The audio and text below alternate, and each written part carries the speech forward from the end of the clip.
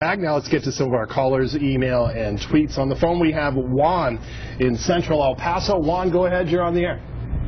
Yeah, this is Juan Sainz. I'm calling in reference to what's going on right now. I think all the politicians, they either don't want to recognize the problem that we have here in El Paso and all along the borders. The reason is that the traffic and pedestrian congestions occur at the bridges is because a lot of the people coming here that are illegal or illegal children from Mexico coming to educate themselves over here, as well as all the people that come over here to work with local crossing cards. That's what creates all the congestion. We don't need no more border patrol agents or immigration officials at the bridges. What we need is to enforce the laws of the United States. Thank you for the phone call, Juan. I appreciate that. Here's a tweet along the same lines. Augustine says that immigration reform is not the answer. Why do people always get a free pass? He says, I have friends that are doing it legally. It's a good question. Let me address the first issue. One of the things that we learned in last week's hearing from the acting commissioner of the Office of Field Operations for CBP is that something like 99% of all crossings are legitimate. The people have their documents, they're crossing trade, they're coming over to shop, they're coming over on a visa, or they're U.S. citizens. And so there are that 1% of the millions of crossers just in our regional ports of entry who are doing something they shouldn't be or don't have the proper documentation. And I have to agree with Juan. We need to make sure that we are enforcing the laws, that we are barring entry to those who should not be into this country, especially those who would do us harm or are coming here to commit crimes. But the vast majority of those crossings are legitimate, and I cannot stress this enough, they are inextricably linked to El Paso's economy. At least 100,000 jobs in El Paso.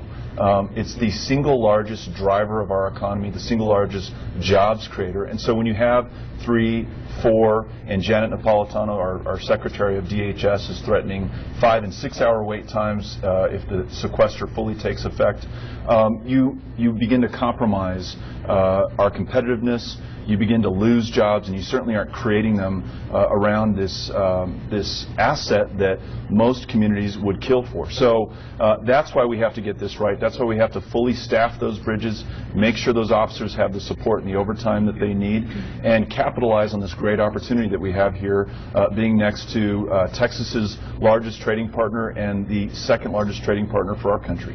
Judge, are you confident that if border wait times weren't so bad and we got things flowing across the bridge, that we would have more twin plant operations and more people would come here and it would create more jobs? I think after seeing what I saw at the Maquila plants a couple weeks ago, certain of that.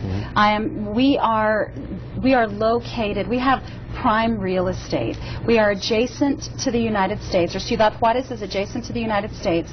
We have major railroads that come through here, a major airport, we have a major highway. We're the gateway to the east, to the west, to the north. And so as a region, absolutely, we could be more competitive. We could assist our economy even more. And to Juan's point, and just to emphasize what the Congressman just said, we all agree that the laws should be enforced. There's no one arguing that federal laws should not be enforced. We're asking that those resources be better applied, and we're saying that if you, U.S. government, tackle immigration reform in a smart, thoughtful way, and frankly in a continuous way. We shouldn't be waiting to do this every 20 years. And so if we tackle this issue on a regular basis, it helps our economy and it helps those law enforcement agents that are tasked with doing a pretty enormous job. All right, back to the phones. David in central El Paso is on the line. David, go ahead. You're on the air. Thank you for letting me take my call. Now, both of you stated that you wanted that the El Paso border was more secure ever than before. Veronica, both of you were up in Washington, and the El Paso Times on the 27th of February and the 27th and the 28th of February had 2 articles that DHS had released over 2,400 undocumented immigrants back into our communities here in the border. Some of these undocumented had multiple DUIs, assaults, ID theft, and burglary. Now, El Paso and Altero County can hold up to 1,600 immigrants. Now, how can you tell me as an American citizen that the El Paso area is safe? And can you tell us how many of those immigrants were released back into the El Paso area? Thanks for the phone call, David. Appreciate that. Beto, you want to take that? Sure. You know, if someone has committed a crime and we learn of that crime in an immigration detention center, then they should be booked at the county jail or at the appropriate facility, and they should be prosecuted and they should do the time for that crime. But we have to remember that many people here are being held on a civil charge, not a criminal charge.